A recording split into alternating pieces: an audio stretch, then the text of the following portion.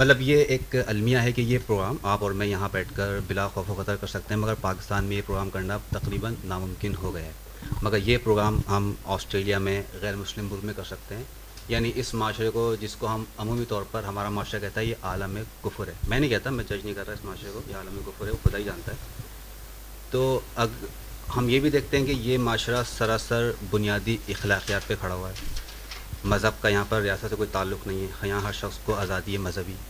اگر صرف اور صرف بنیادی اخلاقیات اتنے غیر معمولی نتائج دے سکتی ہے غیر مسلم ملکوں میں جہاں پر ہم یہ پروگرام کر سکتے ہیں بلا خوف و خطر، تو پھر سورہ بقرہ کی جو آیت ہے اس میں خدا نے مینشن کیا ہے کہ بے شک جو یہودی ہوا، صابی ہوا اور نصرانی ہوا، خدا اور یوم آخر پہ ایمان لایا، اس کے لیے قیامت کے دن میرے پاس بہت بڑا اجر ہے۔ تو اگر صرف اور صرف بنیادی اخلاقیات اتنا غیر معمولی ماحول پیدا کر سکتی تو پھر نماز، حج، روزہ، زکوٰۃ جس کا ہم مشاہدہ کرتے ہیں اپنے ملک میں عمومی طور پہ لوگ بس ایک بڑی تعداد اس کو فالو کرتی ہے، اگر نماز، حج، روزہ و زکوٰۃ وہ ماحول پیدا کرنے میں ناکام ہے اور بنیادی اخلاقیات جس کا ظہور ہم یہاں دیکھ رہے ہیں وہ یہاں پر ہم یہ بیٹھ کے پروگرام کر رہے ہیں، تو پھر اس کی کیا ضرورت ہے؟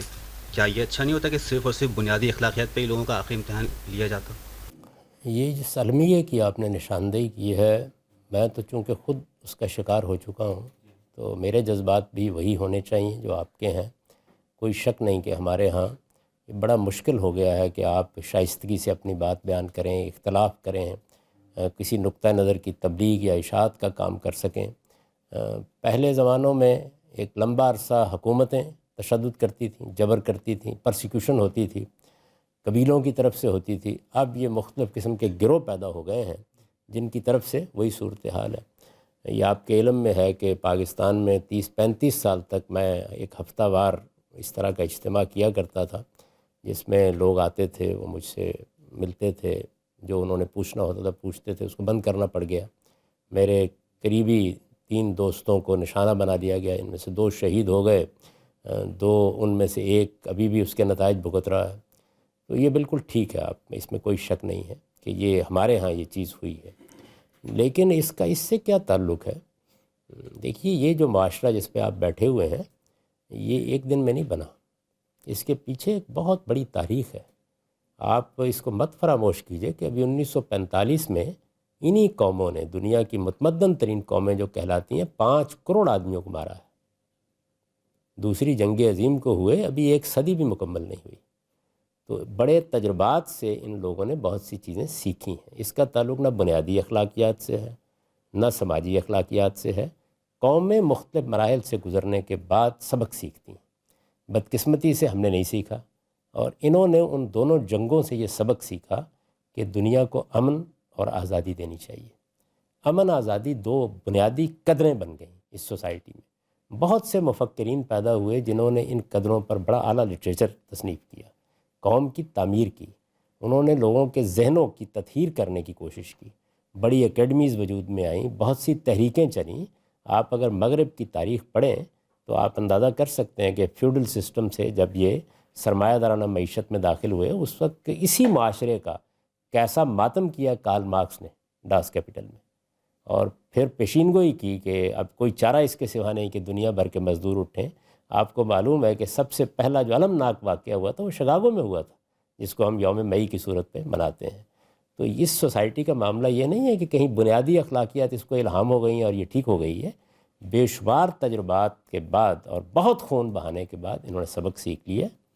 ہم نے بدقسمتی سے وہ سبق نہیں سیکھا، شاید اتنا بڑا کوئی شوق بھی ہم کو نہیں لگا۔ باقی جہاں تک اس کا تعلق ہے کہ اخلاقیات کیا چیز ہے، تو اخلاقیات جو پک اور چوز کے طریقے پر نہیں ہوتی۔ اخلاقیات کا جو شعور ہمیں دیا گیا ہے وہ کیا چیز ہے؟ وہ اصل میں ہمارے رشتوں کے ساتھ متعلق ہوتی ہے۔ تو میرا ایک رشتہ میری ماں کے ساتھ ہے، میرے باپ کے ساتھ ہے، ایک رشتہ میرا معاشرے کے ساتھ ہے۔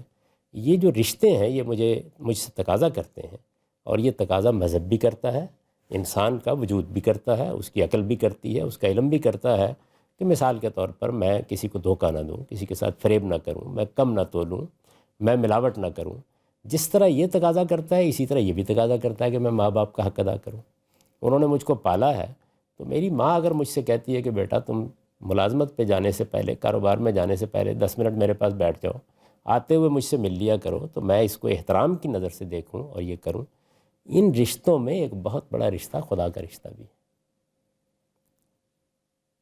آپ اس کو دیکھ رہے ہیں سوسائٹی کے امن کے حوالے سے، مذہب اس کو دیکھ رہا ہے رشتوں کے حوالے سے. ساری سوسائٹی میں امن ہو اور میں نے اپنی ماں کو کسی ڈرم میں ڈال دیا ہو تو میں اخلاقی لحاظ سے اچھا ہوں گا؟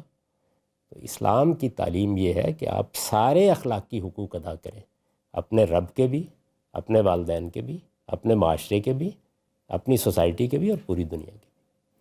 تو ان کے توازن ہی کا نام اصل دین ہے. آپ ایک طرف اندھیرا کر کے اور دوسری طرف روشنی کر کے داد نہیں لے سکتے. اس وجہ سے عبادات کیا ہے؟ عبادات میری ماں نے مجھ سے کہا ہے کہ 5 منٹ کے لیے میرے پاس آ جایا کرو. میرے پروردگار نے کہا ہے کہ 5 منٹ کے لیے میری بارگاہ میں آیا کرو. یہ معمولی بات آپ کو لگتی ہے؟